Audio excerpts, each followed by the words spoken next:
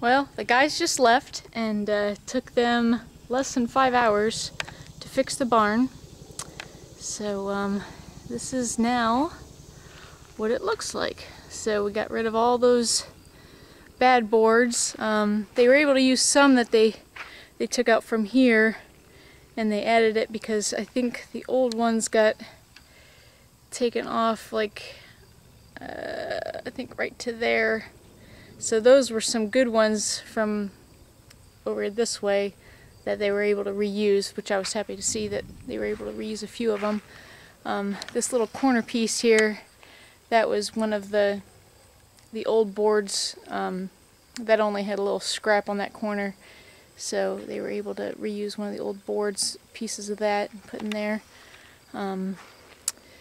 They moved that down so that way I can get gutters, but the thing is, when they straightened the thing out, you know, there was a gap between the roof and that last time, and not so much no more. So wondering what the gutter guys are going to do. I'm guessing there's going to have to be one section of gutter from here over, and then another one from here over, and maybe what I'll do is from here over, have it go down, maybe put a rain barrel there, and use that. So as you can see, they remortared and straightened up as much as they could the foundation wall, and so now look, the door actually lays flat against there. We don't have to put a big log to cover the gap, and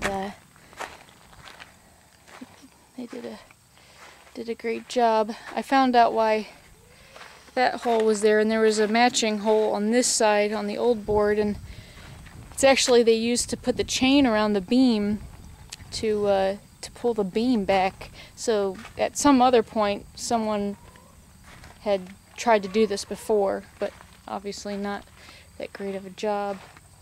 It's not perfect, it's not going to be 100%, you know, but you know, there's still a little bit of a tiny little bit of a lean. It's not 100% on there, but a huge difference from earlier today.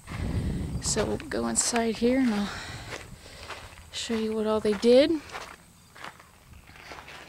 I removed this part the other night, took all the boards out, and he was nice enough to that pile of gravel that was there to fill that in with a skid steer, so I didn't have to do it bucket load by bucket load, and just a perfect little area to put my wheelbarrows and stuff and not have to have them out in the middle of the wall.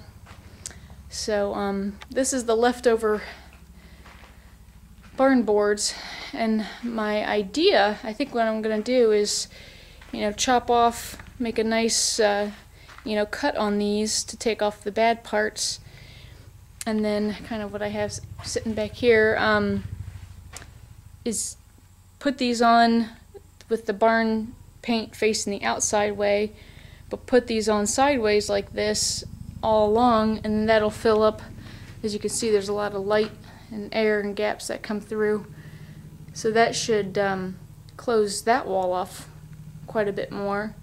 And since it's already painted from the outside, you're not going to be able to tell the difference of the color of, because I was just going to put some plywood, but got all this scrap lumber. I figure at least on parts of these walls I can use that.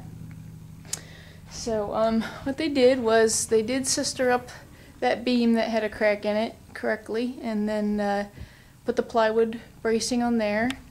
They also put plywood bracing on these front corners. These ones already had it. Can't really see from chicken coop, but they also did it in that corner. They put a whole square on that one, so those aren't gonna move. And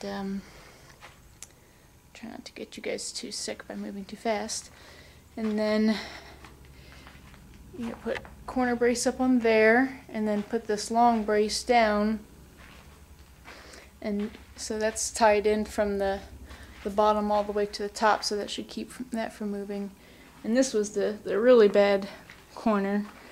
So this thing is not going to move, I don't think, at all. So they put these in, which will keep, you know, that at a 90 degree, and which is nice because there's my water spigot. So now I have a nice little seat. So when I'm filling up my buckets, I can just sit down and take it easy.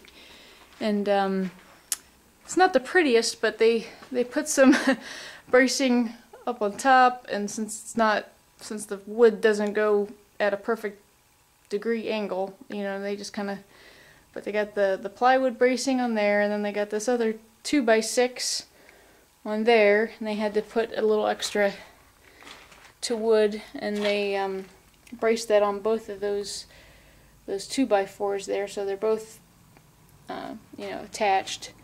So between all those bracings, I really don't think that wall is going to move much now. So I think that's good, and it just looks so nice in here with that almost looks like beadboard, and it smells. I wish you could smell it. I love this. I love the smell of fresh cut wood. That's exactly what it smells like in here. So that will definitely keep the drafts from coming in this winter. And they also were nice enough to, after I mentioned this little thing, so I wanted to see if they thought that was an issue, and they fixed it for me as well in the big barn where the cats. That's all our cat houses with. And here's their. But anyhow, Mo noticed there was one of these boards that that board in particular was coming down from the. See how it's shifted down? So they put all of these new 2x4s, attached it to the main rafter, and then put those massive lag bolts and metal braces on there.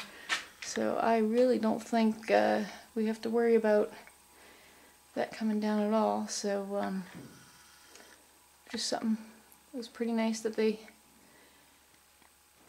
did that for me so easily, and don't have to worry about having someone else come back out and fix it. So so that's, but it just looks so nice now. I just want to stay out here and look at my barn. So structurally, I don't think we have to worry about this thing going anywhere for a while. Now I just need to prime those boards and paint the entire barn again, and we're set.